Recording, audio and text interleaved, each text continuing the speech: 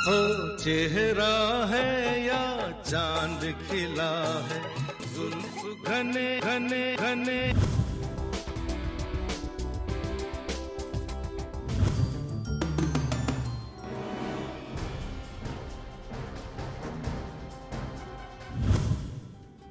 आयुर्वेद ये कहता है कि हमारे बाल ये उपमल हैं, यानी कि ये धातु का मल हैं, और वो धातु है अस्थि। यानी अस्थि धातु के मल का मतलब है कि अगर किसी के शरीर में अस्थि धातु की कमी है तो उसके बाल कम बढ़ेंगे। यानी कि कैल्शियम की कमी हमारे शरीर में नहीं होनी चाहिए, प्रोटीन की कमी नहीं होनी चाहिए, तब बाल अच्छी तरह से बढ़ते हैं, लंबे होते हैं, घने होते हैं, काले होते हैं। धोने से पहले नींबू का रस अपने पोरों से धीरे धीरे करके अगर हम लगाएं बालों में और आधा घंटे के बाद सर धो दें, तब किसी भी प्रकार का डैंड्रफ खत्म हो जाता है। अगर बाल बहुत जल्दी जल्दी झड़ रहे हैं तो नींबू के रस के साथ अगर हम शहद मिला लें तो शहद के साथ उसको पौष्टिकता भी मिलती है, मैनेजेबल भी बनते हैं, और फिर आराम से इसको धो लें। इसके अलावा एलोवेरा, जिसको कि हम घृत कुमारी या घी गंवार या ग्वार पाठा बोलते हैं, इसके गूदे को भी अगर अकेले को हम सर पे मल लें, बालों में भी मलें, सर पर भी मलें, धीरे धीरे मलें, और उसके आधे घंटे बाद हम सर को अगर धोएं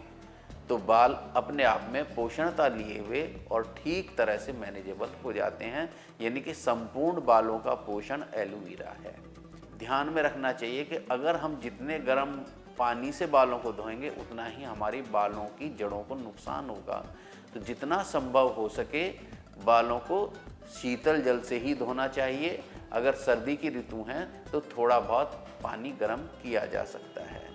थोड़ा बहुत पानी गर्म कर लेंगे, उससे इतना नुकसान नहीं होता। कभी भी बालों को बहुत तेज़ी से झटके ना, बालों को गर्म को बांध के एकदम ठंडी हवा में ना जाएं। गर्म सर्द होने की वजह से भी बाल झड़ते हैं। किसी भी प्रकार का पोल्यूशन में अगर हम रह रहे हैं जो कि एनवायरनमेंट को दूषित करते हैं, तो वो हमारे धूल के कण, मिट्टी के कण, या जिस तरह के भी पेट्रोल वगैरह से जो दूषणता हो रही है, प्रदूषणता फैल रही है, वो भी हमारे बालों के लिए नुकसान करते हैं। तो मैं ये सलाह देना चाहूँगा कि सप्ताह में 2 बार आप अगर सर को धोएंगे और उसमें तेल का इस्तेमाल करें, तब हमारे बाल बहुत ही शीघ्रता से नमी को, किसी भी तरह की गीलनता जो सिर में रहती है उसको दूर करके, और हमारे बाल लंबे, घने, मजबूत होंगे। अब आयुर्वेदिक दवाई मैं एक बताना चाहूँगा, अगर इसका इस्तेमाल करें तो सबसे संपूर्ण और परम औषधि है। इसमें है आंवला,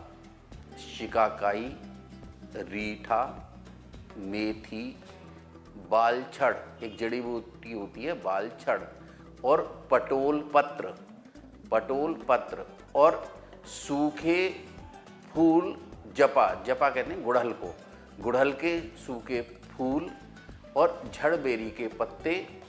ये अगर हम सम मात्रा में लेकर इसमें मेथी के साथ साथ हम मिला लें मेहंदी, सबको घोट पीस करके अगर हम लगाएं सर में, 1 घंटे तक सिर पे लगाएं और उसके बाद में सर को धोएं, तो किसी भी तरह की शैम्पू की ज़रूरत नहीं है, किसी भी तरह के और साबुन की ज़रूरत नहीं है, और इसी से बाल लंबे, घने, मुलायम और बिना टूटने वाले, बिना 2 मुंह के, और ऐसे हो जाते हैं कि अगर हम इनको लंबे समय तक इस्तेमाल करें तो बाल काले भी होंगे, निश्चित काले होंगे, और साथ में बाल गंजेपन पर भी आ जाते हैं। ये परम औषधि और ये बहुत ही मरीजों पर परखा हुआ नुस्खा है। इसके अलावा